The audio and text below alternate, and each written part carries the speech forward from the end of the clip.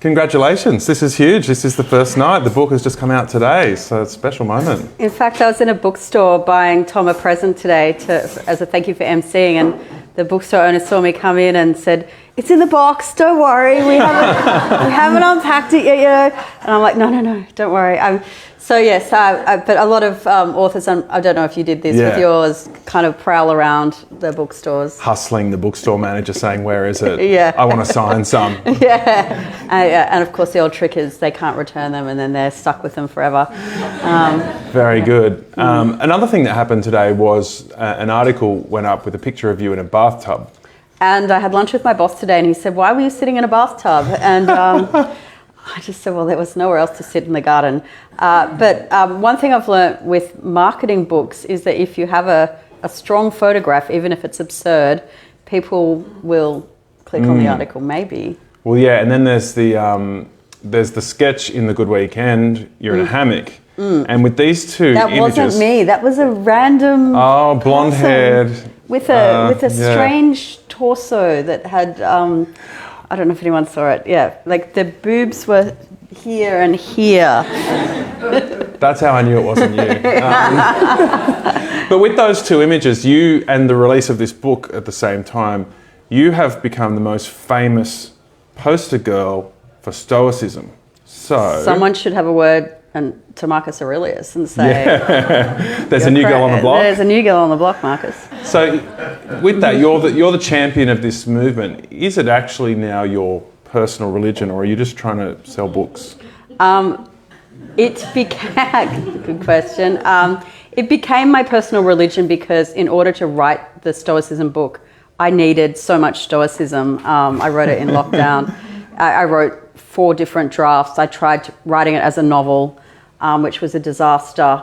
So I actually had to use Stoicism quite heavily in order to write the book. And so what became kind of, not a cynical exercise, but more of a transactional exercise in, seeing if this philosophy would fit, became a kind of almost deep practice that I do use every day, and I probably will use hopefully for the rest of my life. So you were converted? I was converted because it's such a smart philosophy. It's harsh, it's quite no bullshit, and it just tells you what you should worry about and what you shouldn't worry about. And that can be very confronting, but I found that it never lied to me. Like, it never kind of took me down a path that promised me something that it might not deliver, like an afterlife or like a riches or fame. It promised that whatever I had, I would lose, and whatever I cared about, you shouldn't. Whatever I cared about, I should, but with a certain measure of detachment. And it's tough, but I found it very real. So as you write, this was during the pandemic, so that was the context for you visiting this philosophy. What was the context for the original Stoics? What was going on 300 years before Christ in Greece? Was there a challenge or a problem that they were responding to when they came up with this?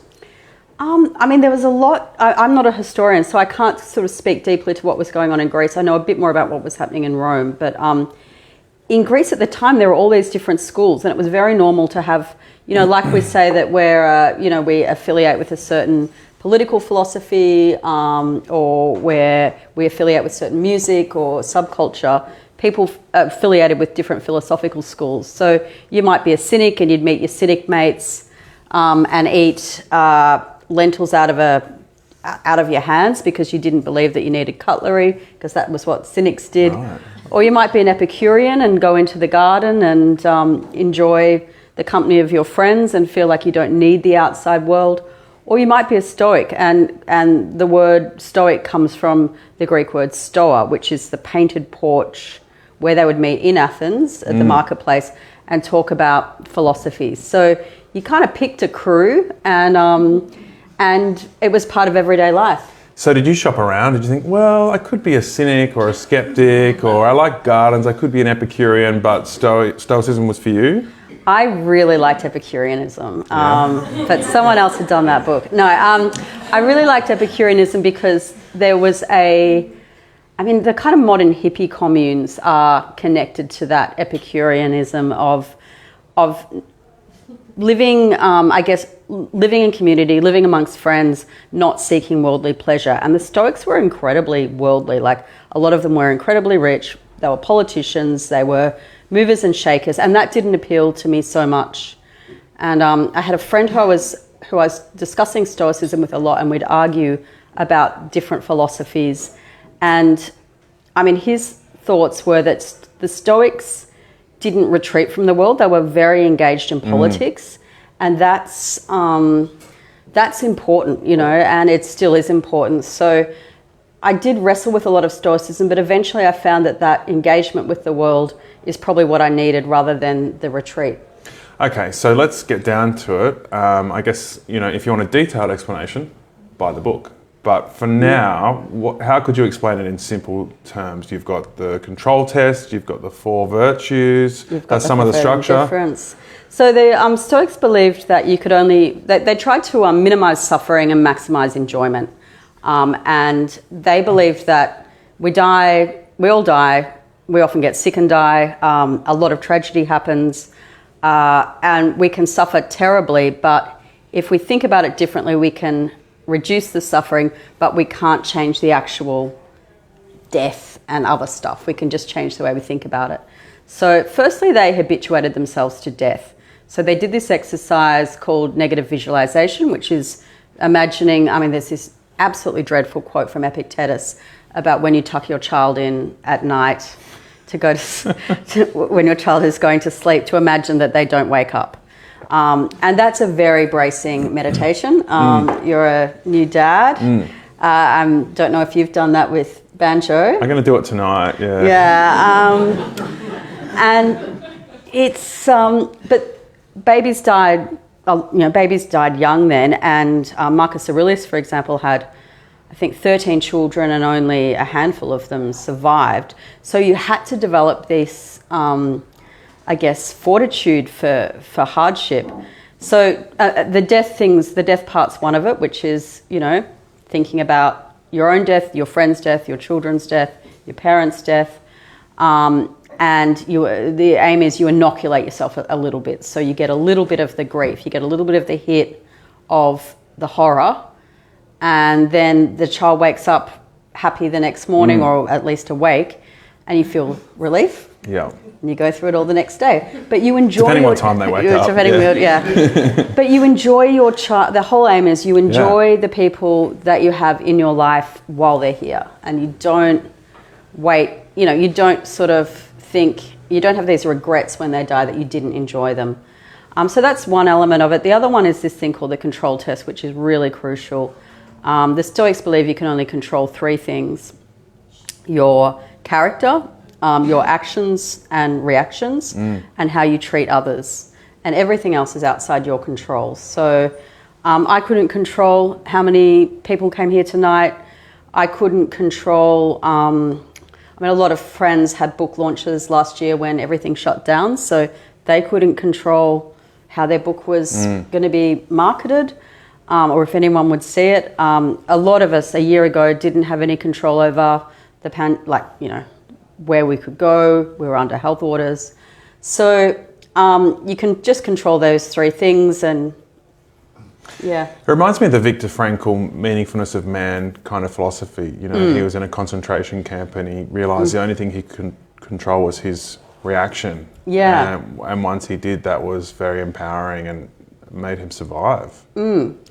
Absolutely. And I think Primo Levi, If This Be Man, if people have read that, that's a very similar thing, which is you can only control, you know, you can't control when your camp's liberated. That's, you know, you are enslaved, but you can control your reactions to circumstances. And Primo Levi, and I think Viktor Frankl as well, they weren't anti-hope, but they didn't hope that they would be released. They didn't say, I hope by Christmas I'll be released, because the people that hoped actually died of a broken heart. So, and Stoicism is quite anti-hope. Yeah, that's a part of it I struggle with a little bit, because it seems, and it's sort of, there's a Greek word for tranquility that it's aiming for as well. Yeah. And it seems to deny the highs a little bit as a way of protecting you from the lows. But the highs in life are so so beautiful. Don't you want to go there? I mean, after reading your book, Tom, which I highly recommend, there's so many highs, including Tom, I think, flying off the BMX or some bike and impaling yourself on a fence in Redfern. You've combined two of my medical emergencies, but yeah. And that was a high, and then it turned into a very big low. Very dark moment, or two. I mean, one of the reasons why I thought Tom would be great tonight was because his book has this, has religion at the core of it, but also there's these highs and lows, and you can see these, these dramatic events happen, and then there's this,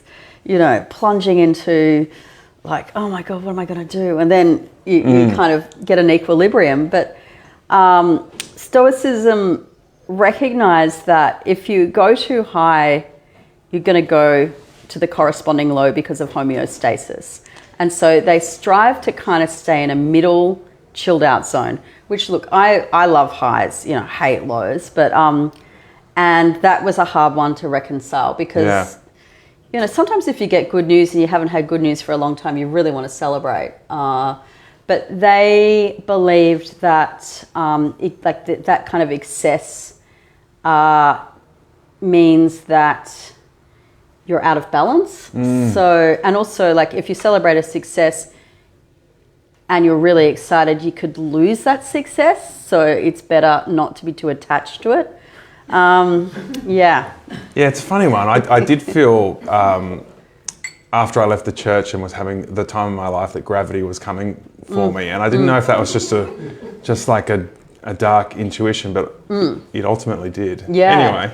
Anyway, so Stoicism, from the definition you've given us there, based in the Greek philosophers of that time, it's very different from the way the word's used at the moment in contemporary culture, at least here in Australia.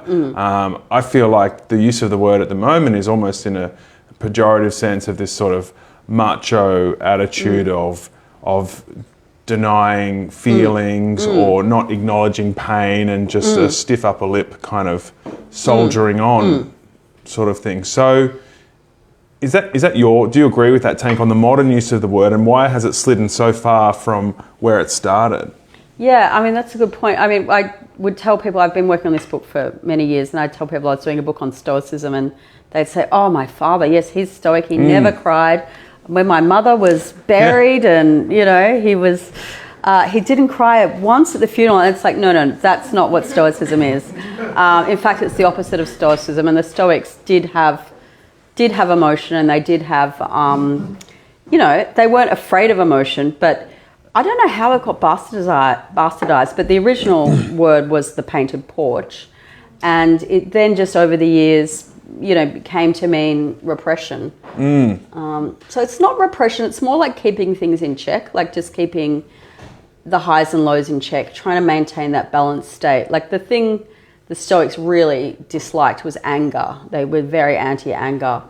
And Seneca, one of the major Roman Stoics, wrote an entire book called De Ira on anger. And it's a book about how to control your anger, because they just saw that anger created this whirlpool of, like, say if you're coming here, you get into an accident and you start screaming at some guy, and then he screams back at you, then he might scream at, he might go home and scream at his wife, and then she, so it has this ripple effect, and they believe that you could control it at the source, which is in yourself.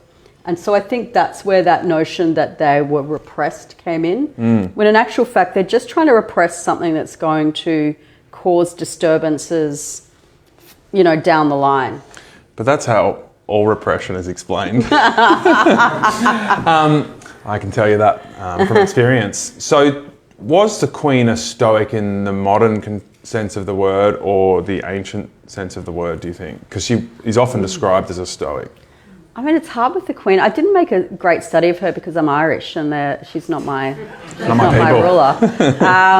Not her subject. Anyway, she's just gone to the grave, so I shouldn't besmirch her. I think she was Stoic. I mean, a lot of those people from World War, the Blitz, are described as Stoic because they survived something quite sort of incredible, and they didn't fall apart. Like, they didn't get overwhelmed. They had the ataraxia, I did wonder whether it was actually the English in the World Wars where the meaning of that word maybe really was imbued. Yeah. Or the modern sense. Yeah. I'd have to check that out. But I think it was that thing of, I don't know if anyone heard her COVID address. It was extraordinary in 2020.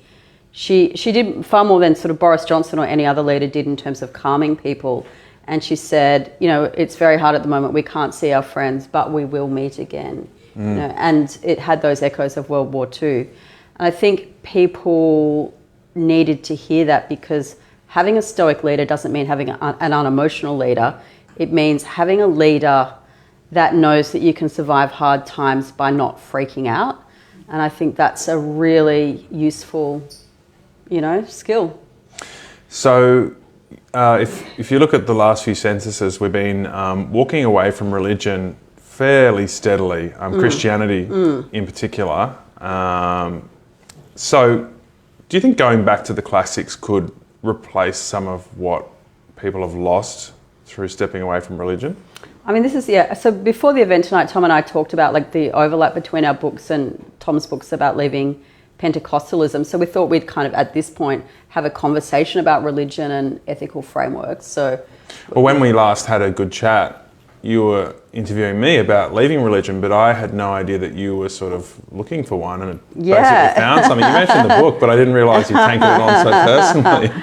There's no God in Stoicism, which is great. I mean, so good. Yeah, and no afterlife. I mean, I think the religious or the spiritual aspects of Stoicism that I'm attracted to are that it provides a moral framework that's very clear, and it talks about nature. So it talks about nature on many levels. It talks about the ecological world, like they were incredibly advanced with how they recognize the interconnectedness of species, our relationships, animals and plants. They were really switched on with everything having its place in the universe. And if you remove one aspect, everything goes out of homeostasis. So 2,000 years ago, Seneca was freaking out about Rome was kind of building its empire, and ships were going further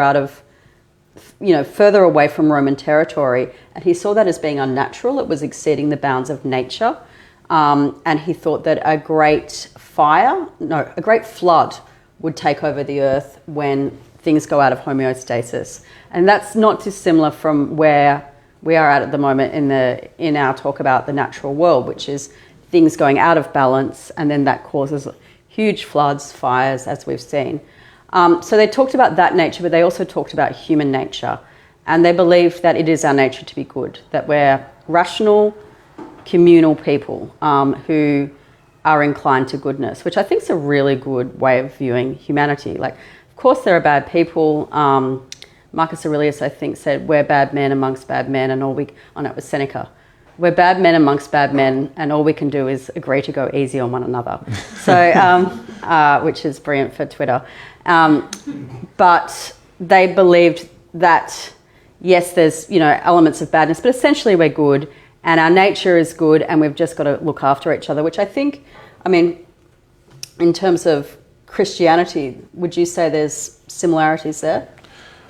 I guess so, yeah. A lot of, the core philosophies that Jesus talked about in the Gospels was about how you relate to the people around you, and that everyone was equal in the sight of God, and to put love your neighbour as yourself, and all are created equal in the eyes of God. So, yeah, I guess that was very much a framework for how to keep the peace with the people around you and respect them and, find harmony.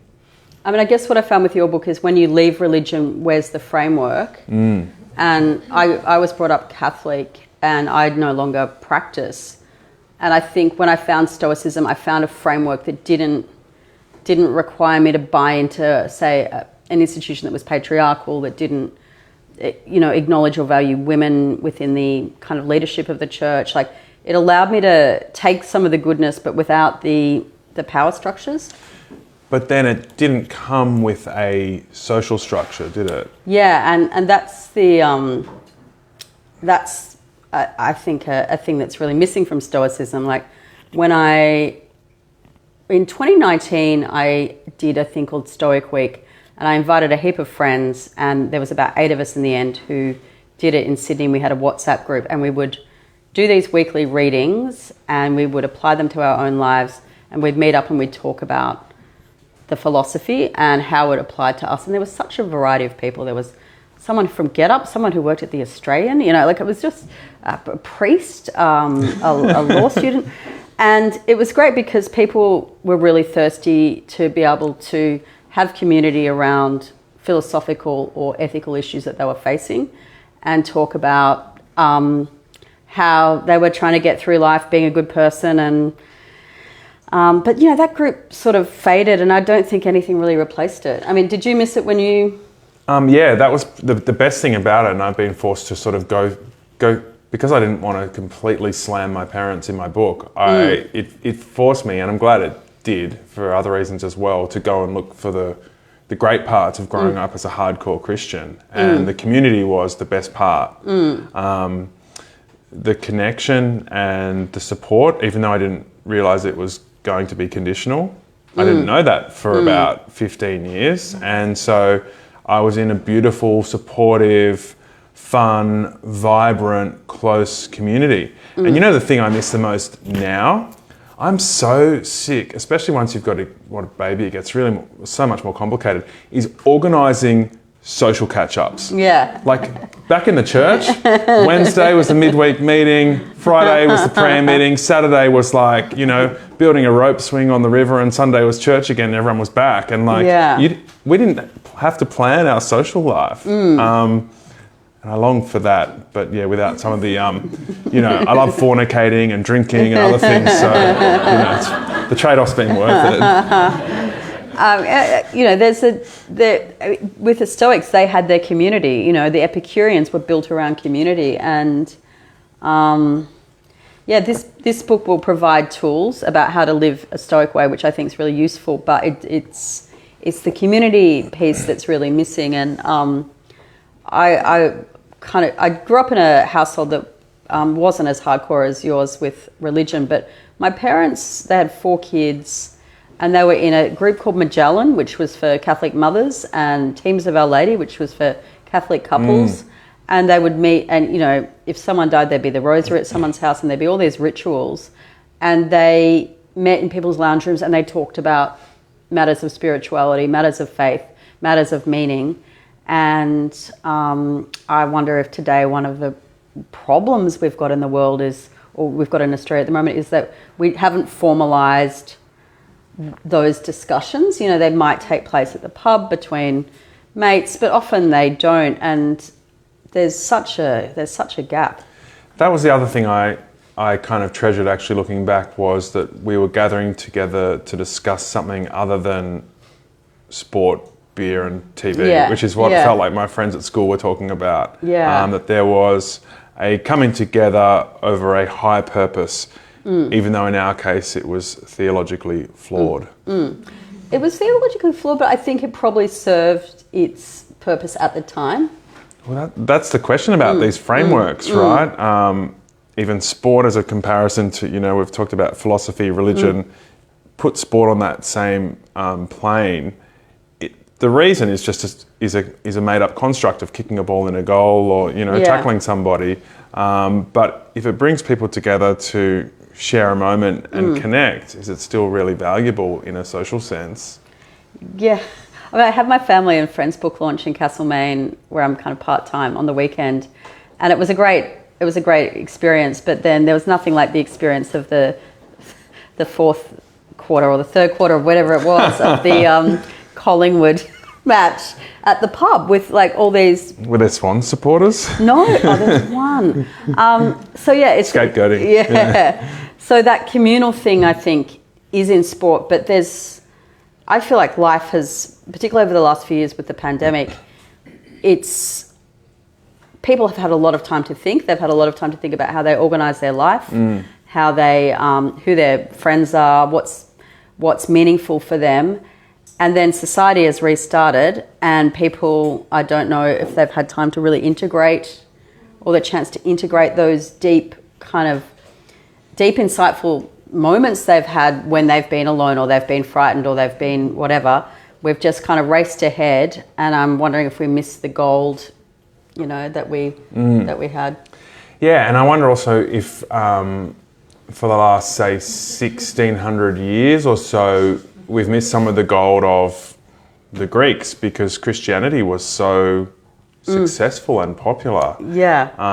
And, it's swept into the Roman Empire about 400 AD and then became the popular religion. And it seems it's not only now, but certainly tonight at least. Tonight, day one of the Stoic uprising. Yeah, we're going back to these you ideas. You guys are the army. We're starting a religion. I'm not leading it. You are. But we're looking back before Christianity took hold for these ideas that actually seem to really resonate with modern times, possibly better than Christianity does. Yeah, I think much better than Christianity. I mean, the Christianity I like is the Marxist Jesus stuff from the New Testament, like Luke. Yeah. Great. But all the structure that was built around the church, I don't think works anymore. And I mean, Catholics like my parents left the church after the Pell, all the abuse stuff. So it's become impure in some respects. But Stoicism's got a purity because it will never ask you for money. It will never ask you to go and worship somewhere. It will never. In fact, this is in very poor taste for a Stoic because they say don't proselytize, don't tell anyone you're a Stoic. And the other great thing they say is they talk a lot about alcohol. They're obsessed with how getting pissed and how to not make an idiot of yourself. So there must have been a lot of booze back then. But they say it's great to have a period of abstaining from alcohol, but don't tell anyone because that's so boring, Wow. Yeah. I feel exactly the same way about Dry July. Yeah. They are. Would never do it, and if I do, I won't tell anyone. Yeah, they're so funny like that. And some of the translations include man. So there's this amazing Stoic called Epictetus, and he says, man, if you're gonna not drink, don't tell people you're a water drinker, just pretend to drink wine, man. And so there's this modern vibe that they have. And also, I mean, the other thing I found with them is you can apply it to things like social media, FOMO, envy, all the things that feel very modern in a lot of Stoic reading. where just, you can just kind of slap it on problems now, and it's extraordinary. It's like they existed now.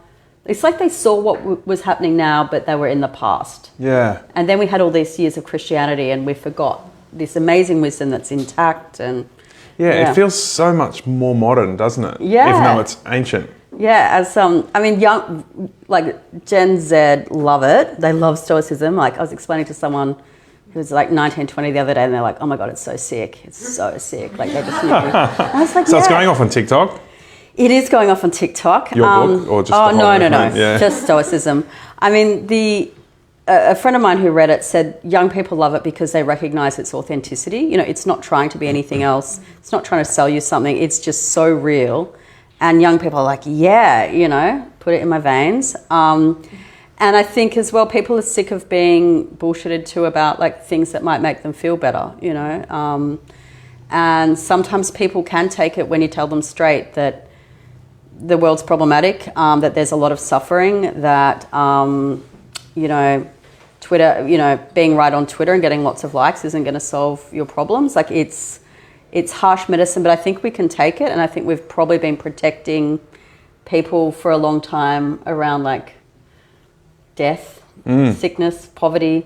Yeah, we kind of hide death. I mean, we didn't last night in London, but generally we do. What an interesting word in the title. So reasons not to worry, how to be stoic in chaotic times. So the times bit of that. Were you talking about the pandemic, or were you talking about the era that we live in, or what were you saying? I think the era we live in, it's funny because we've had this conversation, I think we had this conversation about 2 weeks ago, which was, I mean, the book opens with, we're in chaotic times, we're in, there's a climate crisis, pandemic, cost of living, petrol's going crazy, the Queen's just died, whatever, all this crazy stuff. And you said, actually, the times are really good. And I think that's an interesting perspective about like, yeah. I was looking at I interviewed Brigid on this podcast and the briefing on the listener app. Brigid likes it, so that's good. I love it. I'm surprised and pleased. But my argument is when you look at the big metrics of the number of people that have been lifted out of poverty, life expectancy, so many different facets of our life, when you draw a trend line, obviously for some people they're not following the trend line and they really struggle, and lots of institutional problems lead to that. But essentially, on average, we're in a far better place than we were 10, 20, 30, 100 years ago. But because we're in the age of information and we're getting so much stimuli about what's going on in the world, combine that with our survival instinct, which naturally looks for threat. So lots of information, an eye for a good threat, and it feels like we're living in the most chaotic times. The pandemic we just went through, we found a vaccine within a year. It was nothing like the Spanish flu. We nailed it. Yeah. It was amazing what we did, and So we don't need Stoicism. I wonder how the Stoics would have viewed these times, and whether they would have maybe been able to sift through some of this noise that consumes us. Absolutely. I mean, I think you're a natural Stoic because they were quite cool. They were quite optimistic without having like the hope aspect. There's a lot of optimism in there. Yeah. What they saw was that you need to act on good information. So they were very careful about what information they took in, because back then there wasn't social media, but there were rumours and people saying that this emperor's going to do a purge, so you better kind of go to another country or whatever. So they would say, I guess today, don't doom scroll. Don't feast on so much negative information that it skewers your perception. Take in the bits that you need, but also don't forget that, look at the fact that life expectancy is going up, that inequality in some areas is lessening. But one of the 4 virtues is justice. So keep an eye on, where do we still have work to do? And just be realistic. I guess they weren't optimists, they weren't pessimists, they were realists. Yeah. Any questions?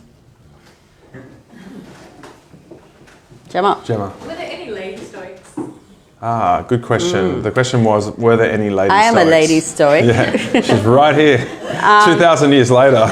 Yeah. In a hammock. In a hammock with side boobs. There weren't, in terms of recorded, it's just the way history is with women. Roman women, in ancient Greece, the women and men were considered equal as long as they had reason, as were slaves and free people. So the Greeks in many ways had equality ahead of the game, because one of the major things about Stoicism is reason. So as long as you have reason, then you've got full citizenry, into the Republic of Thinking, and that includes men and women. Rome was really segregated, very male dominated. All the young men from higher kind of classes were sent to philosophy school, and the women stayed behind. There is some amazing feminist modern Stoic academics. Martha Nussbaum is incredible. She's a professor at Yale.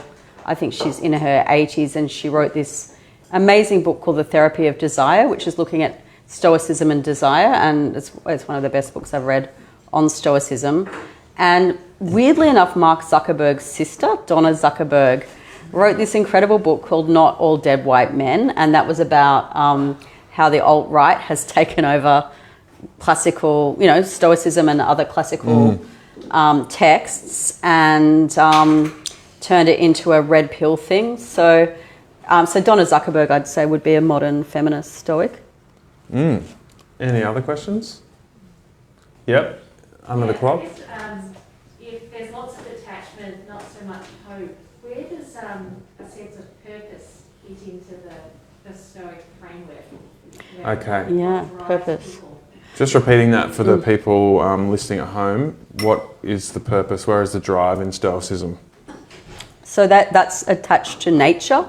So your nature might be, if you're a really caring person, I mean everyone's caring to an extent, but if that's your main trait, and you're drawn to caring traits, you're drawn to being a carer or being a parent or caring in your community, then that's your purpose. Other people's purpose is storyteller, so that might be your metric, writing a book or doing a podcast or whatever. So purpose comes from nature, it's not external, it comes from how knowing yourself. They were big into contemplation, so thinking about what feels good for me, what feels natural, what's my purpose? And they were pretty open about as long as it was not a murderer, I guess, but they were pretty open about any purpose. They're all equal, they're all valid. A bit similar to the Buddhist concept of dharma. One of the interesting challenges that came up for you, which you touch on in the book, is that some of the Stoic tendencies felt to you like they might withdraw your drive or purpose for social justice because there are so many things you can't control. So was that something you had to reconcile outside of the Stoic framework, or had they accounted for that in some way? They hadn't really, and that was the big struggle with the book, and talking about it with friends during the writing of the book, which is how can we squeeze in social justice in the Stoic philosophy? Where is it? Because they say you can only control those three things. So what does that mean about climate change or, racial inequality? And how we kind of squared it was justice is one of the four main virtues of Stoicism, and so you can fit it in. It was just a bit of a clunky fit. So. But that sounds like the perfect way to fit it in. Why was it a clunky fit? Because with the control test, so say you've got, for example... so the virtues conflicted with the control test a little. Yeah, the control test, say you've got the environment, you want to end climate change. You can only control your actions and reactions, your character and how you treat others. Where does changing, policy on fossil fuels come in? So... your action is voting. It might be joining a more militant kind of style of action, but it can be a bit deflating when the control test is quite narrow. So you look at the four virtues and you go, okay, one of them's justice. Let's see how I can incorporate justice. Does it take out your 1 in a million kind of unicorn people, Stoicism, Because some of these things to fix these problems require just absolutely out-of-the-box solutions by crazy people who have probably the highs and lows. Yeah. And they're some of the most brilliant people. They may not live the most happy, calm, tranquil existences, but they are people that can change history. Absolutely. And I think, if everyone was a Stoic, the world would be probably awful, you need... That's why in Greece there was all these different schools, because the Epicureans were drinking wine and eating the food, and the Stoics were in parliament, and the Cynics were... the most famous Cynic was Diogenes, who just walked around the marketplace masturbating and living in a barrel, so it's like Socrates on steroids. Yeah, basically. And so, there is an acknowledgement that it takes all types,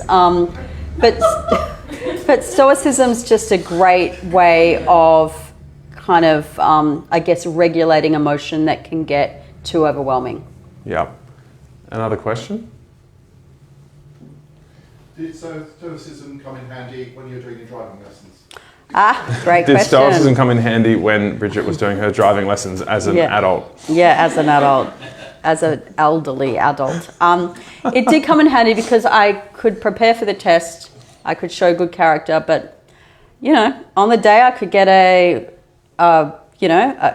could be a storm. I could have a terrible tester who was in a bad mood. I could have a car that might break down. But I can only prepare for the best of my ability. And lucky I did it in a very small town that only had one set of traffic lights. And yeah.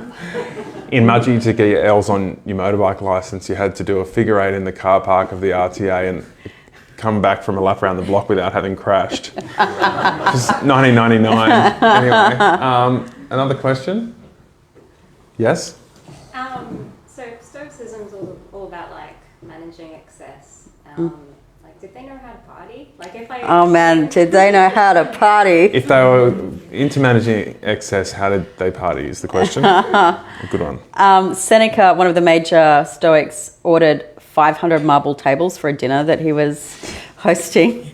They loved to party, and I guess they counselled moderation because they didn't want to be addicted to anything and lose their reasons. So there was a reason why they didn't want to be too in the thrall of a substance. But Seneca had this one exception, which is if you've been dumped or you've got like this horrendous problem and you're depressed, go out and get really blind, like really wasted, because he said that wine can dislodge sadness, but you only do it once or once in a while to kind of shake things up. So I thought they were quite realistic about alcohol. I'm still thinking about the 500 marble tables and comparing that to the really lowbrow ways that we party. Yeah, absolutely. It's a stark contrast from, the cross, even in its glory days. Yeah, there was he was basically the Elon Musk of Roman times. He had so much money. And then can I just say how Seneca died, which is one of my favourite stories. So he was a brilliant philosopher, statesman, but he worked for Nero. So he was quite a hypocrite. And there's been some brilliant biographies of Seneca and trying to figure him out, because Nero murdered his mother and his brother and a lot of his friends. Seneca was advising him, but also a Stoic. And in the end, Nero turned on Seneca, and Seneca was quite old and said, okay, you have to kill yourself now. So he made Seneca drink hemlock, which didn't work. And then Seneca tried to slit his wrist, but he was too old, so it was like he hardly bled. And then in the end, he went into a bath that was really hot, and then he died. But at the same time, he was like composing his final sort of letter. So that's a Stoic death. It's like I'm gonna do this no matter what it takes. Wow, that's impressive. I want to join. Other questions? All right. Wow. Oh. Just one little question. You were talking about Christianity, and you were also talking about, there was a mention of Buddhism as well. Did you find connections with lots of other religions as you were doing it, like different, or even some like from Wellmania, some of the different techniques that different wellness people use? Yeah. Any connections with other religions and Christianity and the wellness movement? They were really into, Seneca wrote a lot about weightlifting, the gymnasium, saunas. He got really angry because he had rooms above a gymnasium in Rome where people had cheap massages, and he could hear the slapping of flesh, and he's like, oh, these cheap massages are driving me insane. So there was that element of wellness. And of course, because the Romans were excessive, they also needed to watch their diet and exercise. So that's where the homeostasis thing comes in. In terms of religion, there was so much overlap with Buddhism and detachment and things like that. So, I'm still trying to find the book that explains the connection. I think someone rang into ABC Afternoons yesterday to Sarah McDonald to say that on the trade routes, there was probably an overlap between Stoics and Buddhists, because some of the core concepts are like exactly the same. But Stoicism got subsumed into Christianity, so it never kind of carried on as its own thing in the same way that it did pre-Christianity. Yeah, did they just kind of die off, these philosophical movements, when Christianity took over? They sort of weren't integrated in. I read today that preparing for this, that they were still using a lot of the language of the philosophers even to in the building of the Christian church. So it had that kind of influence, that it shaped their worldview, it shaped their language. But how long did those influences last? Not very long. I think it was Seneca, I mean, the writings were still kept in monasteries. So a lot of the ancient Greek writings, which is, I think, a great loss to humanity when you lose the early Stoa writings. Like, I'd love to know what, particularly that they were more progressive than the Romans. Like, I wish there was more intact. But some of the scrolls and the writings of Seneca, Marcus Aurelius and others were kept in monasteries. But they were seen as heretics because there was no God. It was like, you're your own God. You're the master of your own destiny, captain of your soul. Your code is, in the world. It's not above. Yeah, it's worldly versus heavenly, and that was the core thing that made Christianity different. It had brought everyone into the one worship space rather than serving their tribes or their individual gods. So I get there might have been a bit of a conflict there. Makes sense. And also the Stoics had they didn't own property, they didn't have a hierarchy, they didn't have a power structure. So they did they had books and they had conversations like we're having tonight, They were an idea. Stoicism is an idea. And you weren't even meant to talk about it. So, it didn't... The first rule of Stoicism. Don't talk about Stoicism. It's been broken tonight with the publishing of this book. So, it had no kind of heft to stand up to the church in terms of enduring. But because Stoicism was built on human nature, it endures without it being kind of known as... So, like, we talk about, when we admire someone, like, and this happened with the Queen, people liked the fact that she was about service. That was her dharma, her nature was to serve, and she did all her life. And that's a Stoic thing. So I think we talk about Stoicism without talking about it, without kind of using the word. I think it does exist. And it's always existed throughout history. There was one guy who was amazing, James Stockdale, and he was wrote about him in The Good Weekend, and he learned about Stoicism in the 60s and then went to the Vietnam War, and his plane was shot down and he was held captive by the Viet Cong for about 7 years and tortured, and he refused to give up any intelligence about the US. And then when he was about to be, he knew that he couldn't control anything but his character, and so he was tortured, and then he decided to kill himself rather than give up secrets, because he was very close to giving up secrets.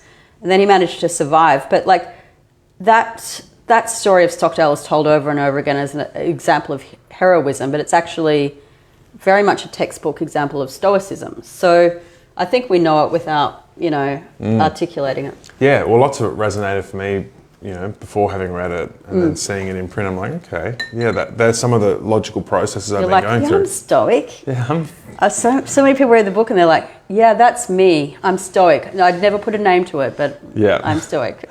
I'm a Stoic dude. Were those questions fairly burning? Yes, just behind Gemma there. Yeah, I think you've answered most of it.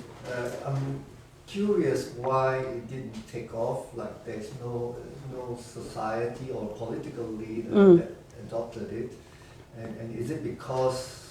And then the reason why it's not is it because they couldn't use it for their advantage? I mean, because why I mean, it didn't take off because people. Firstly, that it was considered very uncool to talk about Stoicism, and secondly, I don't think a lot of people had read about it. And thirdly, there's no church, or there's a thing you can be called a Stoic sage, which is like a saint, and not a single person has ever claimed to be a Stoic sage. So, a lot of Stoics... No one would step up to be a leader. No one would step up. But wasn't Marcus Aurelius, the Roman Empire, a big Stoic? So, that is true. He Yeah. must have had a fair bit of, he must have influenced the Romans of that time. But it wasn't enough to hang on, with the surge of Christianity coming across. Yeah. Why do you think, it goes to the question of why did Christianity smash it out of the park? I mean, that's not a question I can answer because I didn't study, I don't know that historical element well enough. I think, Ivan, are you here? Ivan knows that period. Marcus Aurelius was a genocide person, wasn't he? Yeah. So, wanted to wipe out all Germans, basically. Yeah. So it's so Marcus Aurelius was amazing, but it's also complex, and I don't think like a He wasn't the best figure. advocate maybe for the movement. I think he was. Great advocate, but people lost his Since in time. Okay. Was there another question up the back before we wrap up? Any burning questions we'll answer. But yeah? No? Yeah, you. It sounds quite individualistic, the ideas behind it, and I wonder if that might play into why there's less of a community. Great question. The Yeah. question was part of the reason it maybe didn't become a bigger success because it was so individualistic rather than about community building. Absolutely, and that's what I think is missing from Stoicism. It doesn't have community. But they also saw that you couldn't, you could try and influence or persuade people, but you can't change people. People are going to do what they're going to do. So I think by the nature of its construction, it was individualistic. Unless you bring them into a group, start manipulating them, threaten to excommunicate them, that allows you to control them. I think that's called Pentecostalism. Yeah, it is, yeah. Yes. I was just going to ask, when you talk about practicing Stoicism on like a daily basis, and as kind of just talked about being individual, what does that actually like look like for you? Like when you say that, like when you walk into a room or, child or not, like what are you doing in a practice sense? That's a good question. It's about how Brigid practices it in a daily sense. So, for example, I I might go in for a pay rise. I ask for more money, For example, and they say no, and then my immediate reaction might be, screw them, I'm quitting. Anger, and I'll then I'll do an initial reaction, and then I'll bring in the Stoicism, which is like, I can't control whether or not I get a pay rise. I can try, but it's out of my control. What's anger going to do? It's going to upset me even more. So I bring it in as a kind of conscious impulse check. Yeah, impulse check, and then journaling is the other big one. So instead of, like, I used to write in my journal about people that had upset me, and now it's like, how did I behave today? Did I, because I can't control other people, but I can look at my own behaviour. And if I've been lacking, you kind of note it down, and then you work on it, because you can actually control your own character. So it's just about using that control test. Well, Stoicism has finally found its sage. You can get a signed copy from her tonight at the back at the other side of the bar. Thank you so much for coming, and well done, Brigid. Thanks, Tom. Thanks to you.